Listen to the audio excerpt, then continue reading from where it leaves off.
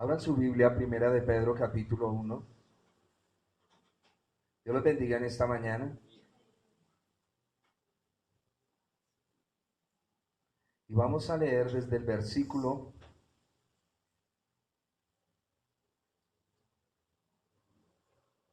15 en adelante.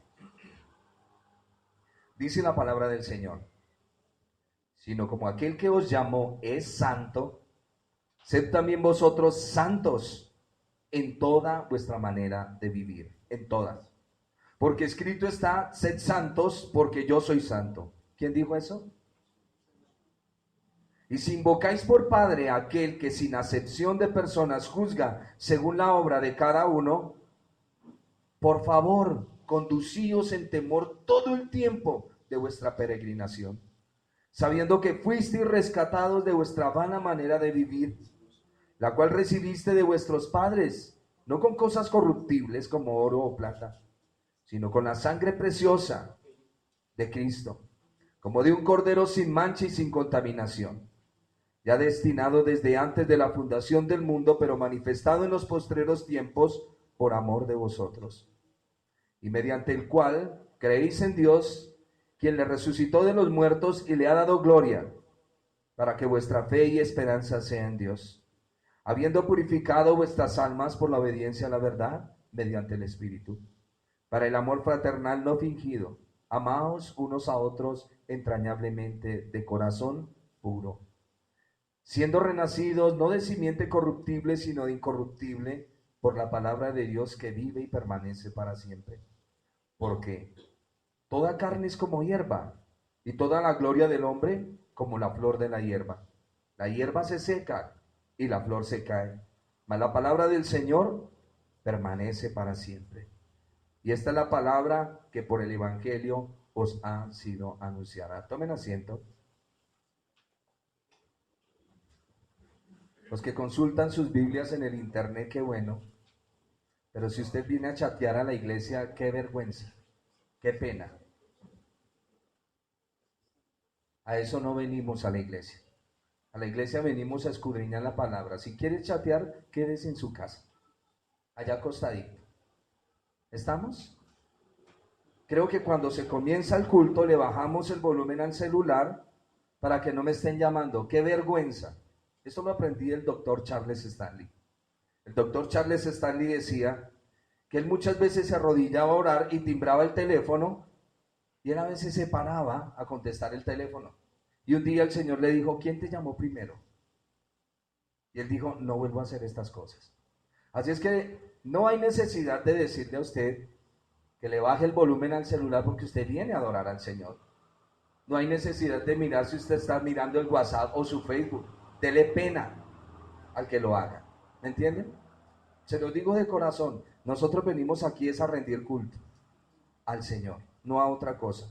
Y aunque algunos vengamos a regañadientes, Dios está haciendo una obra. Hay veces nos preguntamos por qué los niños pequeños mueren. Decimos por el pecado, pero ¿qué culpa tienen ellos del pecado? ¿Qué culpa tienen ellos? Toda la raza humana estuvo representada en Adán. Amén. Yo no los estoy regañando, les estoy diciendo es una verdad. Me parece muy incómodo y hay veces veo en las iglesias a los jóvenes, aún a los adultos, mirando el WhatsApp de la familia. Me escribió mi hermano. Qué lindo. Pero eso no se hace en la iglesia. Eso no se hace en la iglesia. ¿Estamos? ¿Estamos todos? Ok. Toda la raza humana estuvo representada en Adán. Para bien o para mal, Adán era nuestro representante.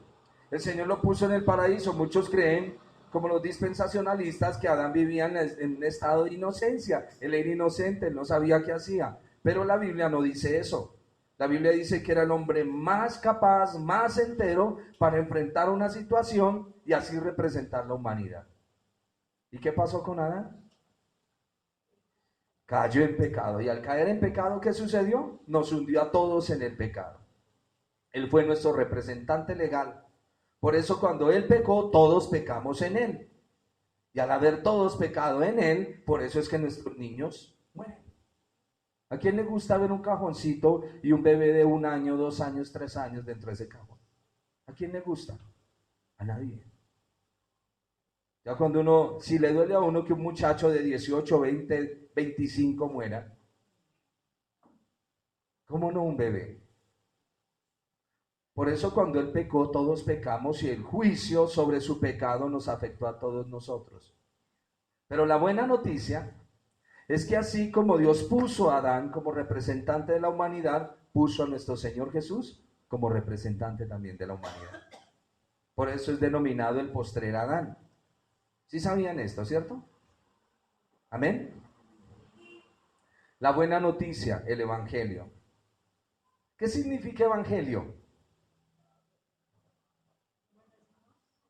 Buenas nuevas, correcto, es la interpretación que le da el griego. Pero ¿qué es el Evangelio en la Biblia?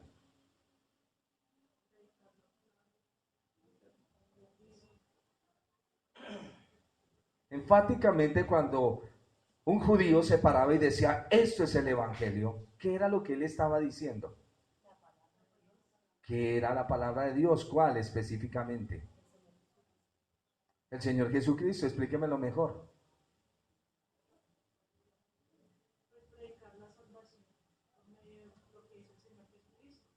Sí, señora, esa es la parte final. Y la parte inicial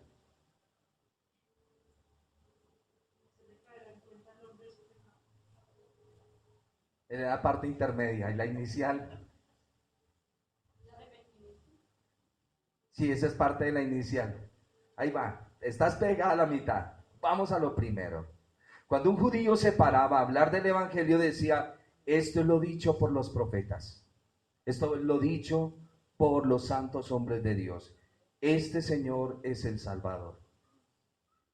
Eso es el Evangelio. A nosotros el griego nos dijo la buena nueva, pero la buena nueva ¿de qué? De salvación. Sí, ¿de cuál salvación? Por eso venimos estudiando esto. Cuando se para el judío dice, todo lo que le dijeron a Abraham, a Isaac, a Adán, todo tiene cumplimiento en este Señor. ¿Cómo se llama este Señor? El Salvador. En el hebreo Jesús significa el caballo. La palabra Jesús, para ir más allá, significa el caballo. La palabra Jesús, que viene a ser del griego y parte del latín. Por eso es que el hebreo, el judío, lo llama Yeshua. Porque Yeshua, igual que Joshua, que es el mismo Josué, significa Salvador. Por eso le dijeron a María, y el santo ser que está en ti será llamado Salvador.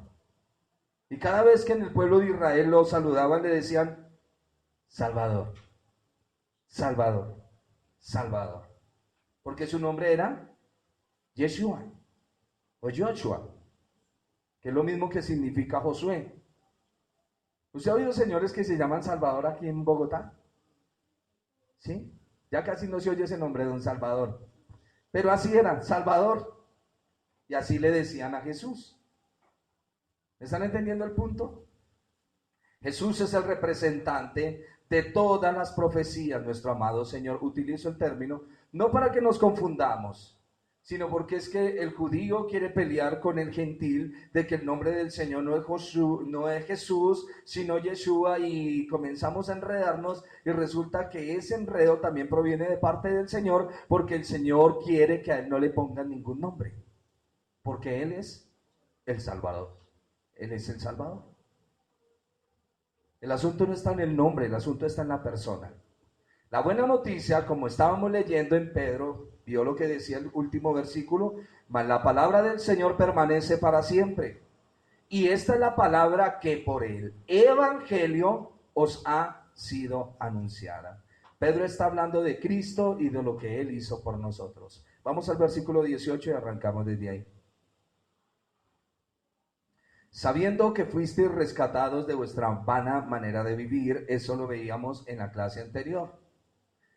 El apóstol continúa el tema, pero relacionando la experiencia de Cristo con la nuestra. Vamos al versículo número 20, pero voy a leer 18 y 19 para llegar al 20.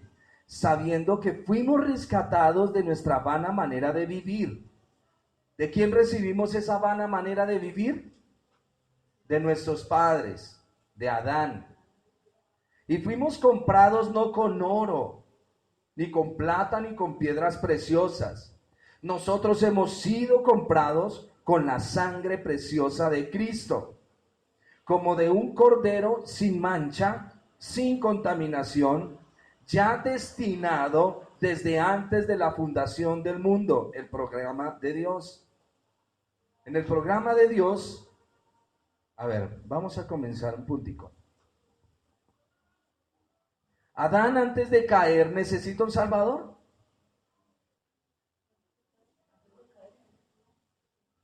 A ver, todos de acuerdo porque ustedes son la iglesia. ¿Adán antes de caer necesita un Salvador? A ver, pensémoslo por un momento. Si el hombre no ha caído, no está enfermo, ¿necesita un médico? No. Pero cuando Adán cae, ¿necesita un Salvador? Sí. Entonces tenemos que ver la elección del Señor, tenemos que ver su programa desde los acontecimientos de la vida natural del hombre. Yo no puedo decir que Adán necesita un Salvador antes de caerse. Por eso hay que entender lo que Pedro está escribiendo. Dice, ya destinado, tiene un destino desde antes de la fundación del mundo. ¿A qué se referirá la fundación del mundo? ¿Antes de que todo esto sea creado? ¿O antes de que la población se riegue por toda la humanidad? Ojo, se lo estoy dando para que usted lo analice. Ya destinado desde antes de la fundación del mundo, pero manifestado en los postreros tiempos. ¿Por qué? En el eterno consejo de Dios, Cristo fue destinado para ser el Cordero que quita el pecado del mundo. ¿Quién dijo eso? ¿Cuál Juan? Juan el Bautista, muy bien. O Juan el discípulo amado. Parece ser que Juan es el discípulo amado. ¿Han mirado la Biblia? Esto se lo doy para que vayan y miren. Parece que Lázaro es el discípulo amado. Qué raro, nos habían dicho que era Juan. Pero ahí se lo doy para que vaya y mire. Por eso cuando Lázaro muere le dicen, la persona que tú amas ha muerto. Ojo, yo no le estoy diciendo que es Lázaro, solo que vayan y estudien, porque todos no lo podemos comer así. En el eterno consejo de Dios, Cristo fue destinado para ser el Cordero de Dios que quita el pecado del mundo. ¿Dónde nacen los corderos?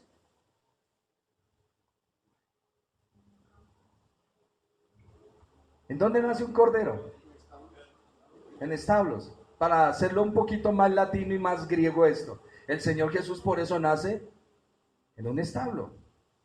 Claro que si está aquí un judío me dice, no, él nació en una Sukkot, porque están en la fiesta de los tabernáculos. Eso también para que vayan y lo estudien.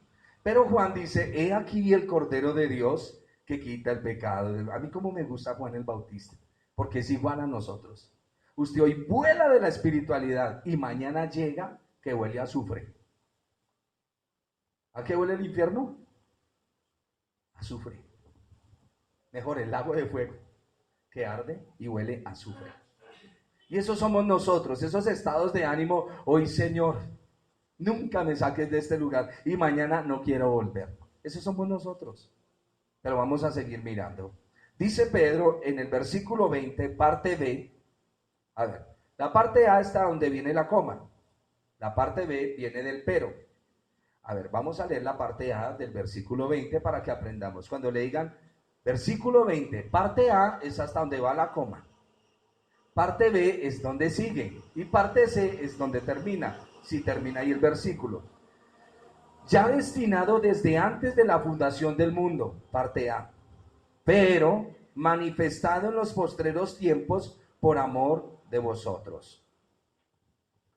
¿Recuerdan que el apóstol Pablo dice que cumplido el tiempo vino el Hijo de Dios a salvar? Gálatas capítulo 4. ¿Cómo me gustan las caritas de incredulidad? Porque me recuerdan que estoy ante la iglesia de Berea. Su cara de incredulidad no es incredulidad. Su cara es demuéstramelo en la escritura.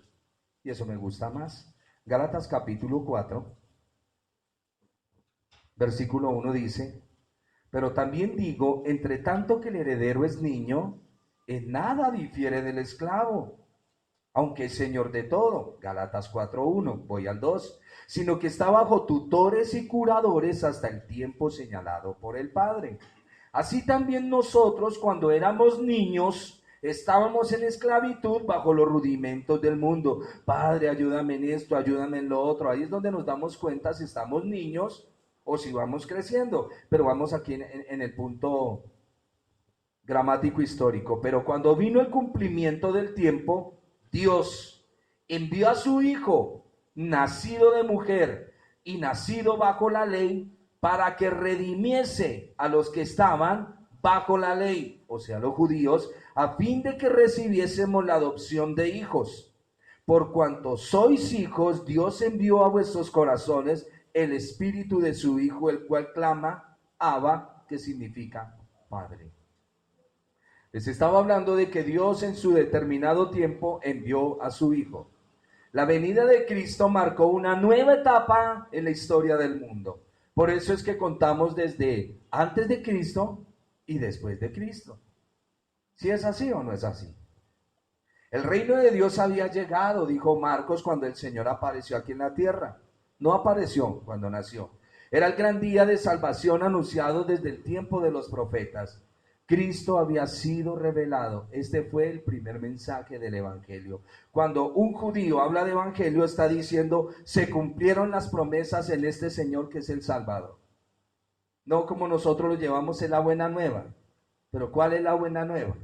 Como decía un expositor, a veces la buena nueva suena a mala vieja. Ya está tan trillada que no sabemos cómo exponerlo. Y hay veces la buena nueva nos suena a mala vieja. Versículo 21 de Pedro, parte A. Y mediante el cual creéis en Dios. ¿Por qué creemos en Dios? ¿Por qué creemos en Dios según el texto? Pues resulta que el texto nos acaba de decir que Jesús era un cordero destinado desde antes de la fundación del mundo, que fue manifestado en el tiempo en que el Señor lo dijo, y el Señor aparece aquí en la escena, nace. Entonces dice el versículo 21 que por medio del Señor Jesucristo es que creemos en Dios. ¿Estamos? Aquí Pedro está mostrando al Señor Jesucristo como un hombre. No está mostrando al Señor Jesús como el Verbo eterno, lo está mostrando en su obra sacrificial.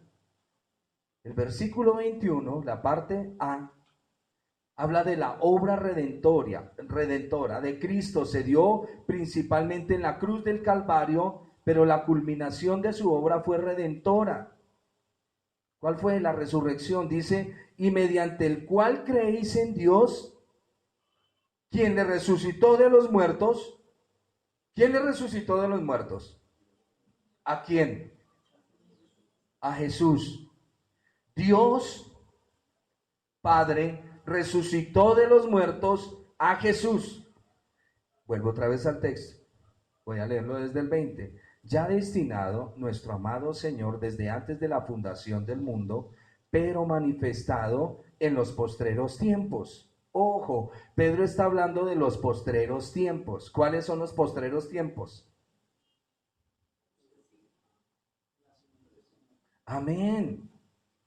Los postreros tiempos iniciaron con el nacimiento del Señor, manifestado el Señor Jesús en los postreros tiempos. Cuando usted lea postreros tiempos, entienda lo que la Escritura está diciendo. Gracias, mi hermano. Ya destinado desde antes de la fundación del mundo, pero manifestado en los postreros tiempos. ¿Cuáles son los postreros tiempos? La época del Señor. Amén. Aquí dice que manifestado en amor. La única versión que dice que es en amor es la versión 60. De resto las traducciones dice en favor de vosotros.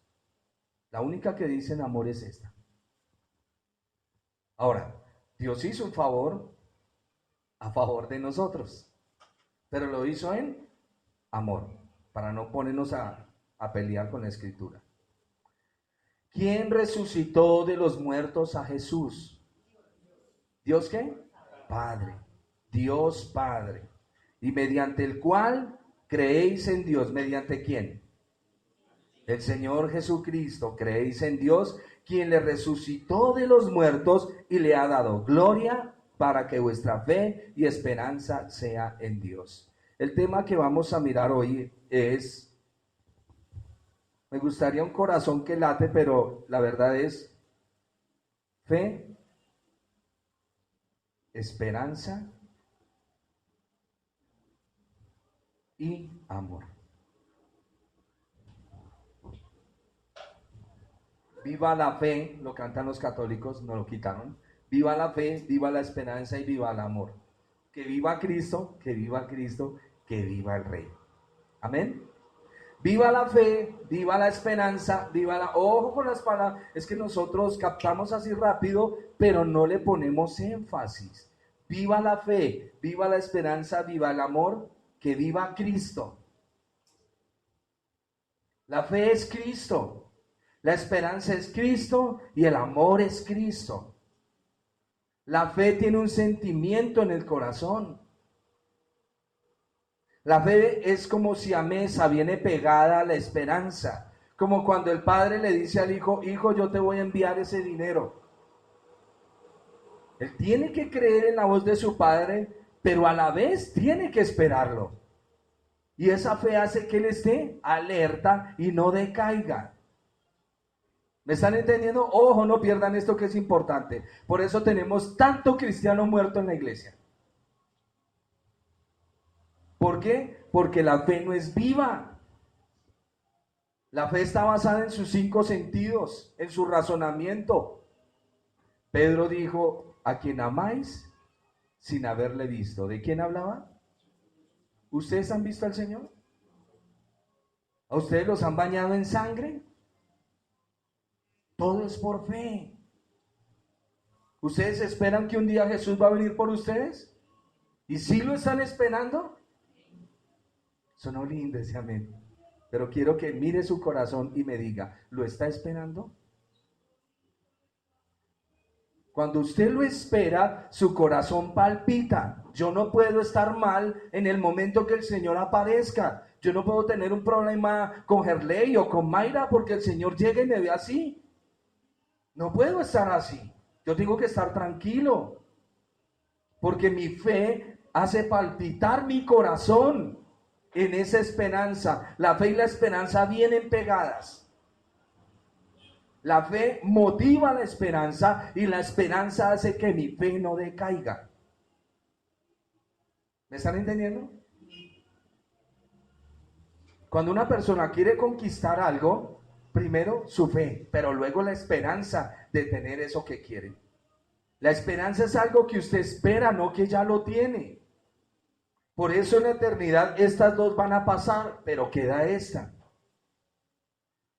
¿Me están comprendiendo? Que su fe haga latir su corazón. Pensaba hace rato cuando cantábamos en ese coro que cantábamos antes, paséate Nazareno, Nazareno, y era con, ¿sí? Y paséate Nazareno. ¿Y qué saco con que el nazareno se pasee? Dígame qué saco con eso. Cantaré en el espíritu, pero cantaré con el entendimiento. Había otro que me hacía llorar. Una lágrima cayó del cielo y era Jesús que estaba llorando. Y yo lloraba cantando eso. Pero eso es falso.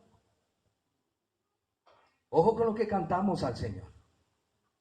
Renuévame, rómpeme, quebrántame. Y cuando está en el proceso, comienza a alegar. ¿Y qué era lo que cantaba? Lo que tú cantas es una declamación de fe que le dices al Señor. Eso es cantar. En nuestras culturas latinas, en nuestras culturas de América Occidental, adorar al Señor es cantarle. En la cultura bíblica, adorar al Señor es servirle.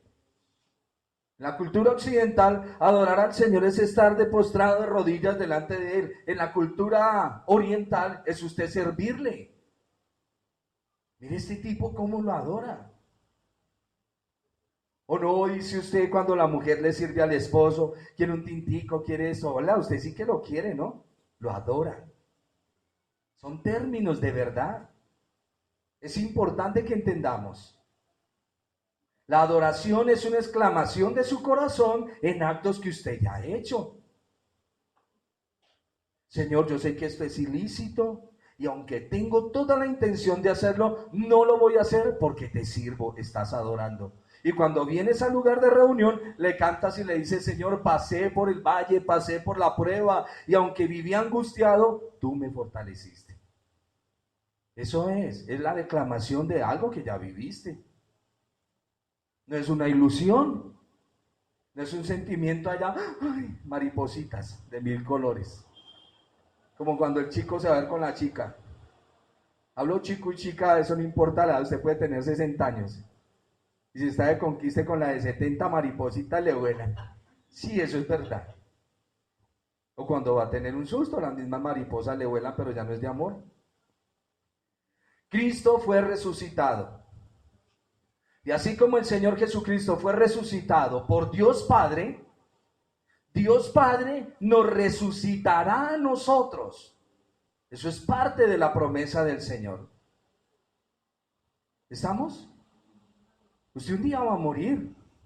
Y se los digo la verdad. Todos ustedes van a morir, menos yo. Yo me voy en el arrebatamiento con el Señor. Pero todos ustedes sí van a morir. Pero tranquilos. Dios los resucitará de los muertos. ¿Por qué? Porque de la misma manera, porque Cristo es nuestro representante legal.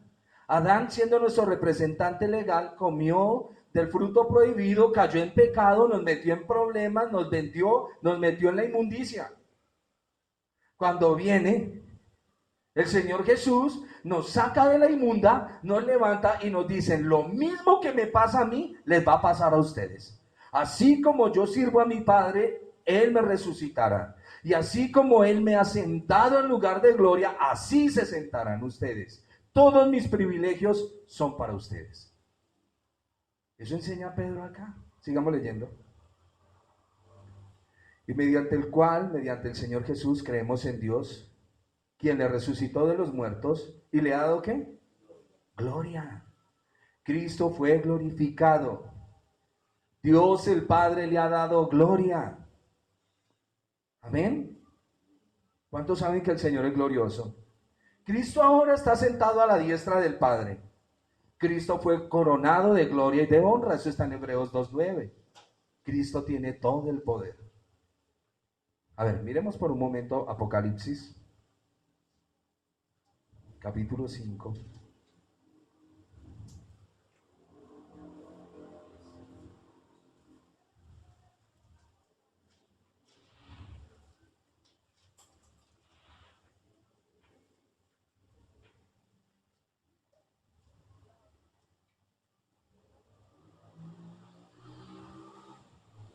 Permíteme, encuentro ya. Esta es una visión celestial de la resurrección del Señor. Después que estudiemos Apocalipsis lo vamos a entender. Voy a leer los 6 versículos para que lo entiendan. Y vi en la mano derecha del que estaba sentado en el trono, o sea del Padre, un libro escrito por dentro y por fuera, sellado con 7 sellos. Y vi a un ángel fuerte que pregonaba a gran voz, ¿quién es digno de abrir el libro y desatar sus sellos? Y ninguno, ni en el cielo, ni en la tierra, ni debajo de la tierra podía abrir el libro, ni aún mirarlo. Y está hablando Juan, quien escribe, y dice, y yo lloraba mucho, porque no se había hallado a ninguno digno de abrir el libro, ni de leerlo, ni de mirarlo. Y uno de los ancianos me dijo, no llores. He aquí que el león de la tribu de Judá, la raíz de David, ha vencido para abrir el libro y desatar sus 7 sellos. Y aquí voy al versículo que quería decirles. Y miré y ve aquí en medio del trono y de los 4 seres vivientes y en medio de los ancianos, estaba en pie un cordero como inmolado. Un cordero inmolado está en el piso. Está lleno de sangre porque está inmolado. Pero este cordero está inmolado, pero está de pie. Habla de la muerte y resurrección del Señor, que tenía 7 cuernos, 7 ojos, los cuales son los 7 espíritus de Dios enviados por toda la tierra. Esto es una visión apocalíptica de la muerte del Señor Jesús. Ya, más adelantico, cuando lo vayamos a estudiar van a... ya entiendo por qué. Amén. Otro tip para que vaya y lo estudie, los tipsitos que son deliciosos. Parece ser que Babilonia en la Biblia es Jerusalén. Vayan y estudienlo. ¿Me escucharon? Porque si fuera la Jerusalén, esta que tienen los judíos, no habría necesidad de una nueva Jerusalén. Esto para que vaya y lo estudie, para cuando tengamos Apocalipsis, usted dice, pero no los va a sacar del tema. El apóstol Pedro está diciendo, miren, así como el Señor sufrió, voy a resumirle todo el primer capítulo. Muchachos, ustedes están pasando por diversas pruebas. Ustedes que fueron expatriados, que están en una dificultad tan grande, quiero decirles algo de doctrina. El Señor Jesús,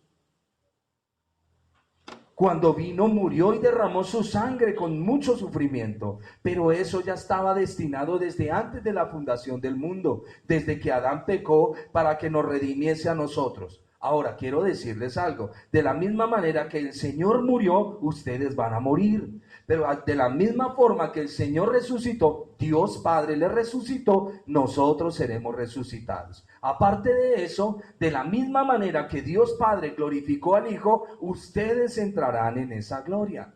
Ahí es donde vamos, amén. Sigamos. Y ahora sí voy a entrar aquí al punto de la fe, la esperanza y el amor. Versículo. Les hablaba de que la palabra amor en el texto original no está. Solo la traduce la Reina Valera y fue añadida para ayudarnos a entender lo que Pedro está diciendo. Dios envió a Cristo para nuestro bien, es lo que dice el original. Pero evidentemente lo hizo por amor. Amén. Ustedes fueron escogidos por amor. Yo también. ¿Qué vio Dios en nosotros? No lo sé. No lo sé. Pero creo que no vio nada. Sino que en amor dijo, los voy a escoger y los voy a salvar. Por gracia y por misericordia. Ustedes saben los dos términos, ¿no? Gracia es recibir un regalo que no merecemos. Y misericordia es que no nos den lo que merecemos. ¿Lo entendieron? Misericordia es que no nos dan lo que merecemos. Y gracia es que nos dan algo que no lo merecíamos. Para que no pierdan de vista estos dos términos. El versículo 21 dice, y mediante el cual creéis en Dios. Esa es la fe. Esa es la fe. El 21b dice, quien le resucitó de los muertos y le ha dado gloria para vuestra fe y que vuestra esperanza sean en Dios. Como les he dicho, se lo resumí, la fe y la esperanza son virtudes que nos van a acompañar hasta la venida del Señor. Cuando el Señor venga, desaparecen. Porque si usted espera al Señor cuando Él venga, ¿para qué va a tener más esperanza? ¿Cierto que no? Y cuando el Señor venga, ¿para qué va a tener usted fe? Pero algo que sí va a retener el apóstol Pedro aquí es el amor. El amor es la virtud que durará toda la eternidad. Así que en la eternidad ni la fe ni la esperanza son necesarias, pero el amor, sí. Por toda la eternidad amaremos a Dios y amaremos a los santos glorificados. Por eso la fe es la mayor de las virtudes cristianas, pero sobrepasa el amor, dice el apóstol Pablo en 1 Corintios capítulo, que tanto regalamos cuando estamos enamorados de los cristianos. 1 Corintios 13. El amor todo lo sufre, todo lo soporta. Sí, eso es poético, pero vaya, pisen el callo y verán todo lo que sufre y todo lo que soporta, ¿cierto? No, mis hermanos, esto tiene que ser una verdad que palpita en su corazón, es una verdad. No crean, hay veces tengo luchas en mi corazón y para pasar, a mí me da mucho miedo que mi corazón, Que mi corazón esté en el canal A y mi boca esté en el canal B. ¿Me están entendiendo? Que no esté sintonizado. Que tenga un corazón lleno de odio y hablándoles de amor. Debemos tener mucho cuidado con esto. Muchísimo. Porque por eso no fluye la bendición y la palabra de Dios. Y debemos pedirle, Señor, ayúdanos, ayúdanos, ayúdanos. Las características del amor. Vamos a Pedro. Sigo la lectura. Versículo 21. Y mediante el cual creéis en Dios, quien le resucitó de los muertos y le ha dado gloria para vuestra fe y esperanza, para que sean en Dios, habiendo purificado vuestras almas por la obediencia a la verdad. Eso es impresionante aquí. Mediante el Espíritu, para el amor fraternal no fingido, amaos unos a otros entrañablemente de corazón puro. Esto toca relacionar lo que Pedro está diciendo. A ver, dice versículo 22. Habiendo purificado vuestras almas por la obediencia a la verdad, salte al 23, siendo renacidos no de simiente corruptible, sino de incorruptible. Saltamos al 22, mediante el Espíritu, por la palabra de Dios que vive y permanece para siempre. ¿Entendieron cómo va el texto? Volvemos otra vez. Tienen que relacionar entre el 22 y el 23 para que entienda el pensamiento. Hay veces creemos que ellos piensan como nosotros, pero no. Ellos están pensando, dicen una cosa y saltan a otra. Dice, habiendo, versículo 22, purificado vuestras almas por la obediencia a la verdad. Saltamos al 23, siendo renacidos no de simiente corruptible, sino de incorruptible. Saltamos al 22, mediante el Espíritu. Saltamos al 23, por la palabra de Dios que vive y permanece para siempre. ¿Lo entendieron? A ver, se los explico. La única manera de que una persona pueda disfrutar, es que se lo estoy mostrando en el texto, la única manera de que una persona pueda disfrutar el amor de Dios es que Dios lo haya hecho nacer en él. ¿Y cómo nace una persona en Dios? Por la obra del Espíritu en el corazón de él. El Espíritu Santo, hay gente que me dice, yo sé cuándo nací de nuevo. Yo la verdad nunca lo he sabido. Pero lo que sí sé es que a medida del tiempo he venido aprendiendo palabra, he entrado en una comunión con Dios que me duele ya cuando estoy ofendiendo al Señor abiertamente, que me duele cuando no estoy caminando en la verdad de lo que Él me ha dicho. Entonces me doy cuenta que he nacido en Dios. Tengan cuidado de ir a una iglesia y no sentir nada en su corazón, porque usted va para el infierno. El infierno es un lugar de tormento. En el infierno no hay fuego. En el infierno hay el tormento de sus pensamientos. Es un lugar oscuro, porque no habita la luz del Señor. El Señor ve ese lugar. Hay algunos que creen que Dios no va al infierno. Decía el hermano cuando estábamos cantando, ¿a dónde huiré de tu presencia? La gente que cae al infierno, lo que más detesta en el infierno, ¿sabe qué es? Saber que Dios los está mirando. Pero ellos no se quieren arrepentir. Un día de esto vamos a hacer un estudio de eso, para que usted se dé cuenta. Pero quiero orarle al Señor para que usted logre sentir por un momentico lo que se vive allá.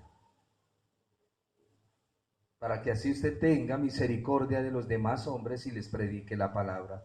Dice que hemos sido renacidos por Dios, por su santa palabra, versículo 22, para el amor fraternal no fingido, de corazón puro. Versículo 22, aparte C, para el amor fraternal no fingido, amaos unos a otros entrañablemente de corazón. ¿Qué es amar de corazón puro? El amor entre hermanos debe fluir de un corazón limpio. Quiero que por favor se miren, y yo me miro también. ¿Mi amor fluye hacia ustedes con un corazón puro? Solo mírenlo. Es decir, no debe haber malas motivaciones o deseos impuros. El chico que está detrás de la chica, él le manifiesta que la quiere mucho, pero eso no es un amor puro. Él está buscando algo porque le gusta. Y viceversa. ¿Ha oído esta expresión de cuando una persona se porta mal con usted? Vaya, sigan haciendo favores, corra. Esa expresión es satánica. Eso no es de hijos de Dios. Hágale lo mismo. ¿Por qué se deja? Eso es culpa suya. Eso no proviene de un corazón regenerado por Dios. El amor entre hermanos debe fluir de un corazón limpio. ¿Por qué limpio? Porque el Señor se lo limpió. Es decir, no debe haber malas motivaciones o deseos impuros o buscar un provecho personal. ¿Cuántas malas motivaciones se esconden detrás de nuestro amor fraternal? Hablábamos de los hermanos que cuando llegan a la iglesia saludan a la hermana y dicen, hermana, Dios la bendiga ya, amén, de la mirada que le dio. Y es cierto.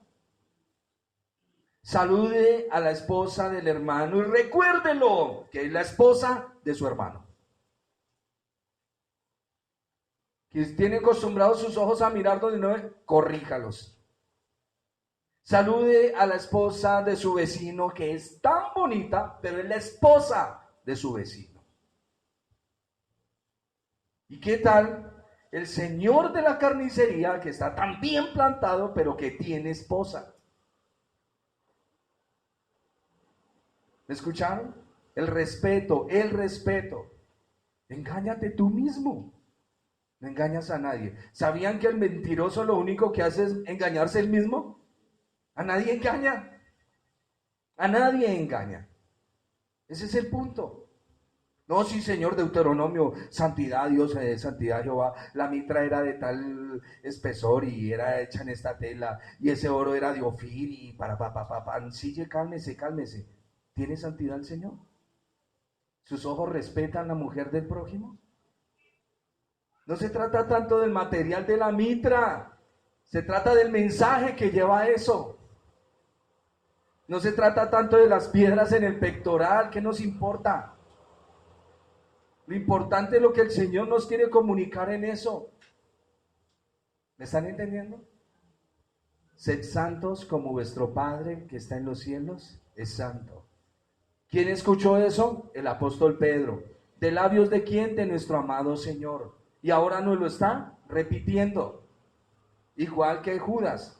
Sino que Pedro es un poco más, Santiago. Cuando estudiamos a Jacobo, Jacobo es cortante, es fuerte este hombre. Pero cuando me meto a mirar a Pedro, uy, este hombre es... No lo puedo sondear, no me le puedo entrar por ningún lado. No pude. Y yo, Señor, hazme entender la fe y la esperanza y el amor como lo está viendo Pedro. Entonces veía un corazón palpitante por su Señor. Siempre lo he dicho, ¿usted cree que Pedro cada vez que oía cantar un gallo no recordaba cuando negó a su Señor? Lo va a recordar. Pero solo la fuerza del Espíritu del Señor le decía, no decaigas, sigue. ¿Me están entendiendo el punto? El punto es la verdad de nuestro amor en el corazón. Pedro es un señor, un discípulo, un siervo difícil de entrarle, hermano. Difícil. Es tan difícil que llega y se para. Es tan difícil y dice, y aún como vuestro hermano Pablo os ha escrito, cosas tan difíciles de entender, las cuales los indoctos tuercen para su propia perdición. Y los indoctos dicen, ¿sí ve que Pedro reconoce que el mayor es Pablo? ¡No! Este tipo tiene tal grado de humildad y de martillo en el Señor que exalta a los demás. Cuando veamos el capítulo 2 vamos a encontrar un problema en el trazo de la salvación. Porque Pedro es así. O sea, fue formado a tanto martillo que hablar con ese hombre es... Le toca no estar en el Señor para entender a Pedro. No estoy exaltando a Pedro, pero estamos estudiando a Pedro. El único Señor Dios poderoso es nuestro Señor Jesucristo. Pero debemos darle honra al que honra. ¿Por qué estás tú teniendo aflicciones en tu casa, en tu trabajo, en la iglesia? En la iglesia cuando tú no debías de tener aflicción, pero también las tienes, porque el Señor te está formando el corazón. Así que amémonos de corazón puro. El amor entre hermanos debe fluir de un corazón limpio, punto, se acabó. Sus concupiscencias comience a trabajarlas. ¿Me entienden? La santificación es un fruto, obrado por el Espíritu Santo, pero usted trabaja en él. Y tendréis como fruto vuestra santificación. El amor debe ser entrañable. El amor no solo debe ser puro, sino también intenso, profundo. A veces hay choques entre nosotros. Hay veces hay choques entre hermanos de la misma familia que van a diferentes iglesias. Y por esos choques el amor se enfría. Por eso necesitamos que el amor sea ferviente para que soporte esos choques sin enfriarse. Por lo tanto, tenemos que avivar el fuego de Dios en nuestras vidas. Usted no puede caer en la desgracia de que me rayé con el hermano. Porque ¿quién está ahí? ¿Quién está? Satanás. Ahí está él. Él es el que crea división, el que crea disensión. Sí, no, hierro con hierro nos acusamos, pero no puede haber nada en este corazón hacia mi hermano que interrumpa nuestra comunión. Ojo con eso. Vuelvo y leo el versículo. Para el amor fraternal no fingido. No hay cosa que más nos duela que la hipocresía, ¿cierto? ¿A quién no le duele la hipocresía? 1, 2, 3, 4, 5. Ah, bueno, a mí sí me duele. La hipocresía nos duele. Amor fraternal no fingido. Amaos unos a otros entrañablemente. Sigue diciendo que el amor no debe ser fingido. Literalmente no debe ser un amor hipócrita o de dos caras. Lamentablemente existe mucho de esta clase de amor en la iglesia. Eso es falta de sinceridad y nos hiere. Nos hiere. ¿Está bravito? Hable con el Señor. Hable con el Señor. Señor, este hermano me cargó. Hable con él, pero no traiga el veneno. ¿Me entienden? Recuerdo una vez que tuve un problema con un pastor y me fui. Jamás se me olvidará. Y él me llamó y me dijo, venga, venga, no se vaya así. No. Y yo iba bravo. Me dijo, no se vaya así, porque usted va a hablar mal de mí. Y eso nos va a dañar. Esté tranquilo, perdóneme, lo tumbé, hermano. Perdóneme. Pero por esa palabra de consejo que me dio fue risa. A él me le mostré serio. Pero me ayudó muchísimo. Eso me ayudó muchísimo para no llevarme cargas de los demás. ¿Me entienden? Orémosle siempre al Señor. No manchemos. Imagínense yo de mal genio aquí, ofendido con algún hermano, tirándole piedras desde acá, como dice Charles Spurgeon, convierten el púlpito en castillo de los cobardes, tirándole piedra. Y es que, ¿qué, hermano? Es que, ¿qué? Yo soy el pastor. ¿Qué? ¿Qué es eso? ¿Qué tal el Señor? ¿No es que yo soy Jesús? ¿Eso habéis aprendido del Señor? No. Por eso les digo, la aplicación es lo más bonito a lo que aprendemos. Siempre les digo, padres, amen sus hijos. Yo no sé si es por lo que ya estoy tan viejito, pero cada caricia de una hija mía, cada sonrisa, cada molestar, hablo a los que sus hijos están en sujeción dentro de la iglesia, porque hay hijos que son terriblemente rebeldes, ahí usted no puede hacer nada. Ame a los que se le acerquen, amen a sus hermanos, ámenlos, con amor no fingido.